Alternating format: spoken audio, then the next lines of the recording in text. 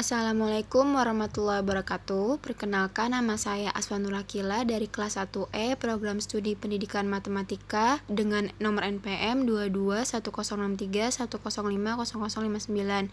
Pada kesempatan kali ini saya akan memaparkan hasil presentasi himpunan mata kuliah Logika Matematika dan Himpunan kepada yang terhormat Bapak Dr. Muhammad Ridwan Yudanegara SPD MPD selaku dosen mata kuliah Logika Matematika dan Himpunan serta teman-teman semua yang saya banggakan. Tak perlu berlama-lama lagi. Di sini ada materi himpunan. Himpunan atau set adalah kumpulan objek yang berbeda. Objek di dalam himpunan disebut elemen, unsur, atau anggota. Selanjutnya, terdapat penyajian himpunan terdiri dari enumerasi dan simbol-simbol baku. Enumerasi merupakan anggota himpunan didaftarkan secara rinci. Contohnya terdapat pada layar, yaitu himpunan A, himpunan R, dan juga himpunan K.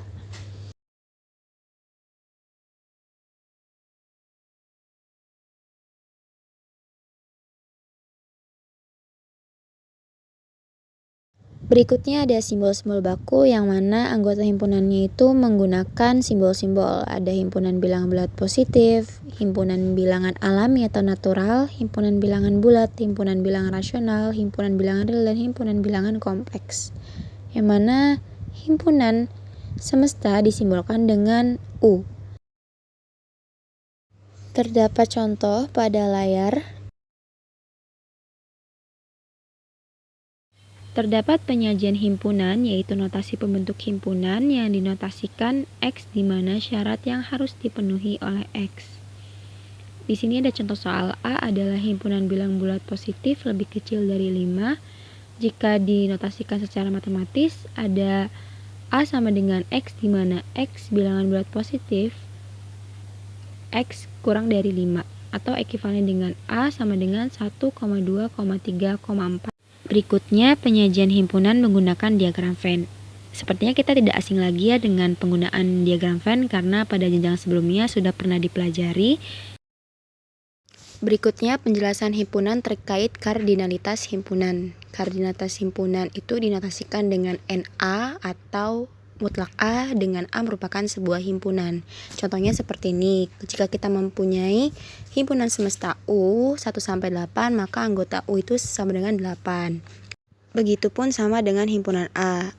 A itu anggotanya 1, 2, 3, dan 5, maka himpunan A itu kardinalitas himpunannya itu sama dengan 4. Dan seterusnya yang ada pada contoh ini. Yang selanjutnya ada himpunan bagian dan himpunan saling lepas. Himpunan bagian itu merupakan himpunan dari B jika dan hanya jika setiap anggota dari A merupakan anggota dari B. Nah, notasinya itu bisa dilihat di contoh ini. Di layar A anggota dari B jika dan hanya jika setiap anggota A merupakan anggota dari B, maka X merupakan anggota dari B. Maaf, ini ada yang kurang notasinya. Berikutnya ada himpunan saling lepas yang artinya itu dua himpunan A dan B dikatakan saling lepas jika keduanya itu tidak punya anggota atau elemen yang sama. Nah, dari himpunan saling lepas ini A didapat dinotasikan A garis miring B. Contohnya ada ya pada layar ini. Pada slide ini kita akan membahas terkait operasi himpunan. Yang pertama ada operasi irisan atau intersection. Nah, di sini sebelah kanan saya sudah ada diagram Venn, himpunan semesta, himpunan A dan himpunan B, yang mana himpunan A saling beririsan dengan himpunan B, yang biasanya itu dinotasikan sebagai A irisan B sama dengan X, di mana X anggota himpunan A dan X anggota himpunan B, seperti yang ada pada diagram tersebut ya.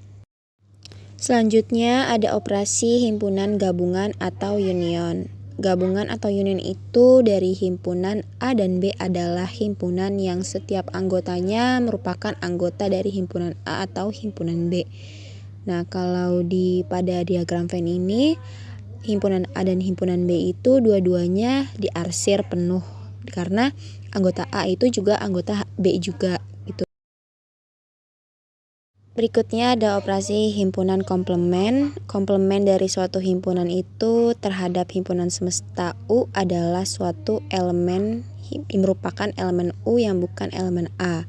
Jadi komplement itu dapat dinotasikan pakai A aksen atau A bar, bisa juga dengan notasi lain yaitu sebagai berikut: A pangkat C, disebutnya A komplement.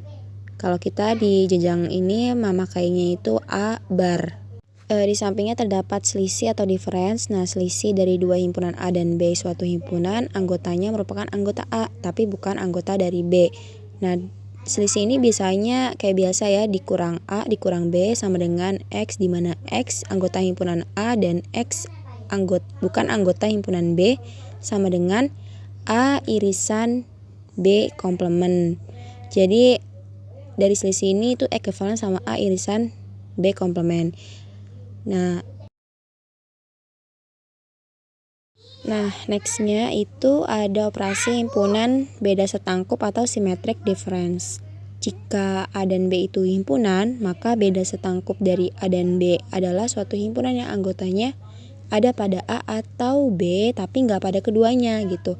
Dari definisi ada A beda setangkup B sama dengan himpunan A gabung himpunan B dikurang himpunan A irisan B atau ekuivalen seperti itu ya yang pada layar. Nah, yang selanjutnya ada perkalian kartesian atau kartesian produk.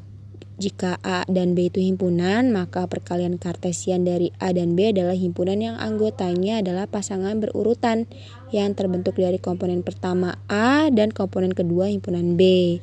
Contohnya itu ada di sini. Notasinya juga ada dari kartesian produk, bisa dilihat sendiri dari layar PowerPoint. Mari kita perhatikan contoh pada kartesian produk. Di situ terdapat himpunan A buka kurung 1,2,3 dan himpunan B buka kurung 2,4. Nah, perkalian itu himpunan A sama himpunan B itu dikali kayak 1 kali 2. 1 sama 2 digabungin jadi 1,2. Terus himpunan A 2 sama 4 jadinya seperti ini, jadi 1,2, 1,4, 2,2, 2,4, 3,2 dan 3,4 seperti itu. Kita sudah sampai hukum aljabar himpunan yang mana tertera di sini definisinya itu kesamaan himpunan disebut dengan hukum pada himpunan. Nah, hukum himpunan itu menyebutkan bahwa apabila dua himpunan atau lebih dioperasikan, maka hukum-hukum yang mengatur operasi tersebut juga berlaku. Sehingga hukum pada himpunan sering disebut juga hukum aljabar himpunan. Lalu hukum aljabar himpunan itu ada banyak, ada 11. Yang pertama ada hukum identitas, yang mana hukum identitas itu akan menghasilkan dirinya sendiri. Seperti ini, A irisan A gabung himpunan kosong sama dengan A atau himpunan itu sendiri. Dan begitu juga A irisan himpunan semesta maka akan sama dengan himpunan itu sendiri. Yang kedua ada hukum nol atau dominasi yang sama, hampir sama bentuknya tapi dia bukan menghasilkan dirinya sendiri. Nah, yang selanjutnya ada hukum komplement.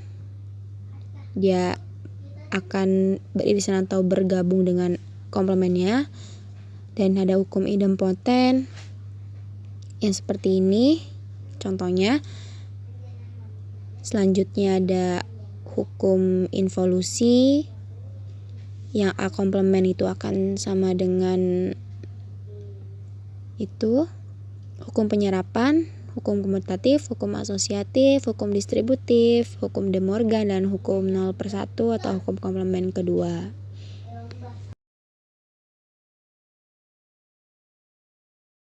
Dari penjelasan sebelumnya terkait hukum aljabar himpunan, nah ternyata hukum aljabar himpunan ini punya dualitasnya. Misalkan S itu suatu kesamaan identity yang melibatkan himpunan dan operasi seperti gabungan, irisan, dan komplement.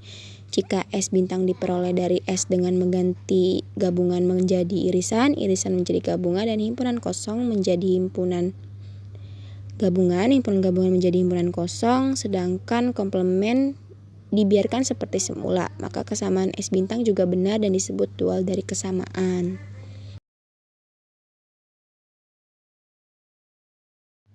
Inilah tabel-tabel dari dualitas himpunan yang berketerbelakangan dari hukum aljabar himpunan. Contohnya itu seperti hukum identitas yang semulanya menjadi gabungan, jadi irisan, seperti itu.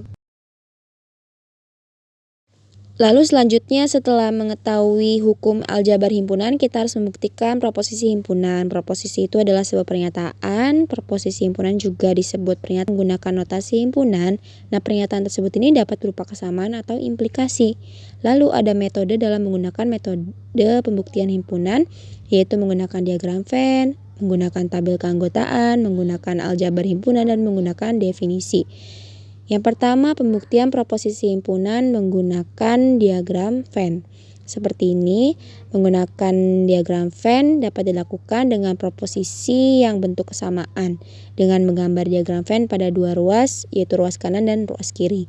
Contohnya itu ada A gabung himpunan B irisan himpunan C sama dengan himpunan A gabung himpunan B beririsan dengan himpunan A gabung himpunan C.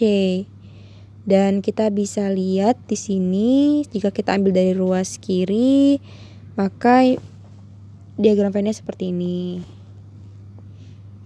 Perlu diketahui, biasanya menggunakan diagram Venn itu tidak berlaku untuk di perguruan tinggi, karena di perguruan tinggi itu sudah level atas.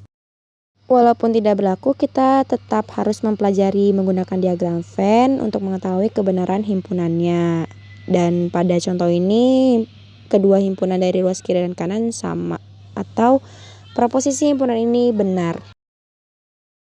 Berikutnya, pembuktian menggunakan tabel keanggotaan. Metode tabel keanggotaan atau membership tables dapat dilakukan dengan proposisi yang membentuk kesamaan, yaitu dengan menggunakan angka 1 untuk menyatakan suatu anggota himpunan dan angka 0 untuk menyatakan bukan anggota himpunan. Kalau di bagian logika, tabel keanggotaan kebenaran logika itu kita menggunakan true dan false, tapi di sini kita menggunakan angka 1 sebagai benar dan 0 itu bukan himpunannya atau false. Ya, di sini ada contohnya pakai seperti contoh diagram Venn dan ada tabelnya juga 1 sampai 8 tabelnya. Jika himpunannya sampai C, maka akan seperti ini.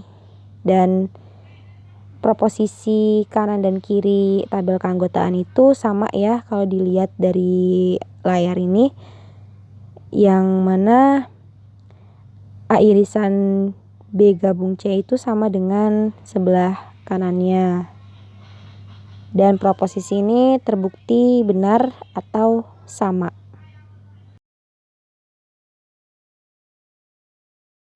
Berikutnya pembuktian proposisi himpunan menggunakan aljabar himpunan.